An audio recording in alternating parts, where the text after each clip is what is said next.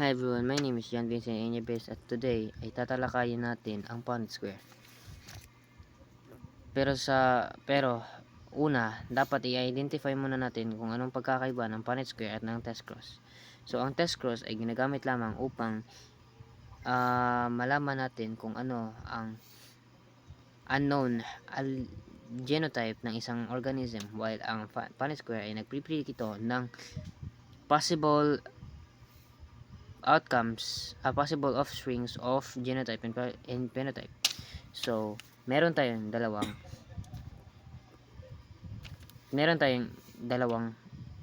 Punnett Square. So, ito ay monohybrid at dihybrid.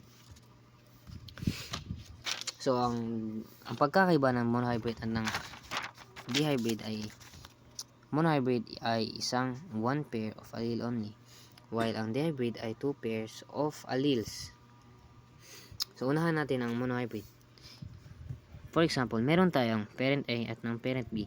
Si parent A ay isang red, which is ang pairs of alleles niya ay homozygous dominant. While si parent B, white, ay may alleles na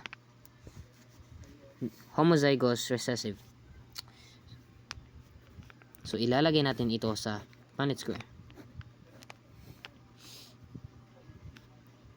Alam naman natin kung paano ito gawin. So, speedrun na natin. So, ang genotype ratio nito ay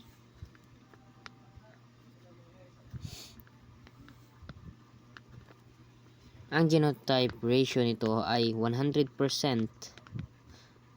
heterozygous. While ang phenotype naman nito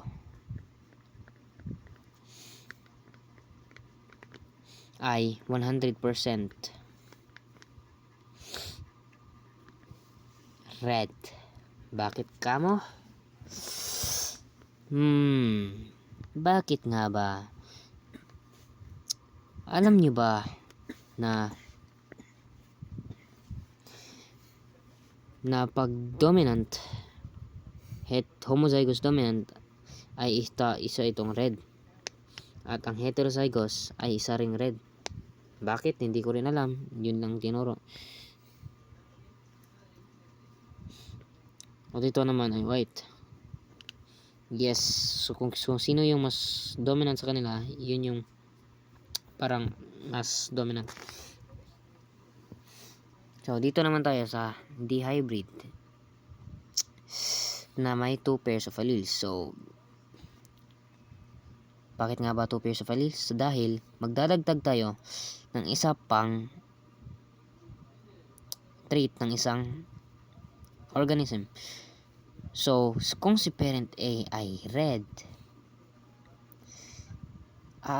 which is homozygous dominant, meron ding at isa rin siyang tall. So, meron na rin siyang meron na rin siyang alleles na dalawang T, which is homozygous dominant. So, kapareho lang homozygous dominant. While si parent P naman ay white na may alleles na homozygous recessive, at meron din siyang homozygous recessive na pangalawang allele, which is short, which is small letter t at small letter t. Ngayon, paano nga ba ito ipa-Punnett Square? So, una,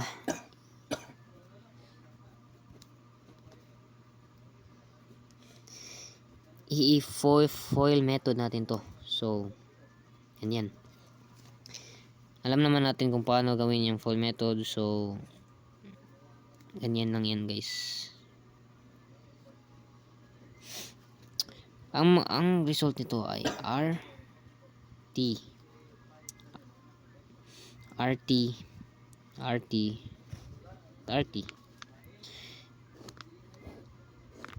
para naman namin mag-identify yung nasa kabila ay i-fulfill method lang natin. So, RT pa rin pero naka lowercase. RT, RT, at RT.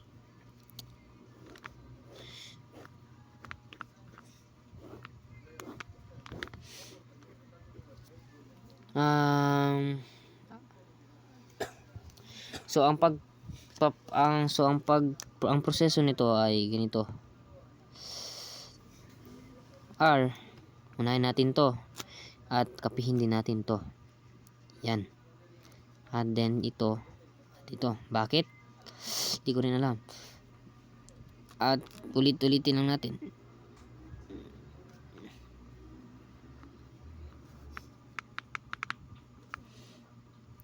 So, as you can see, same lang naman lahat to.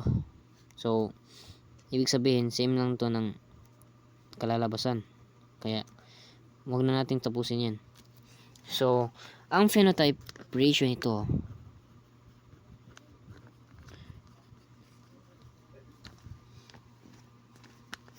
ay, para tayo sa genotype. So, ang genotype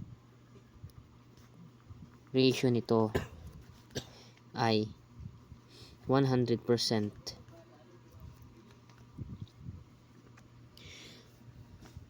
Are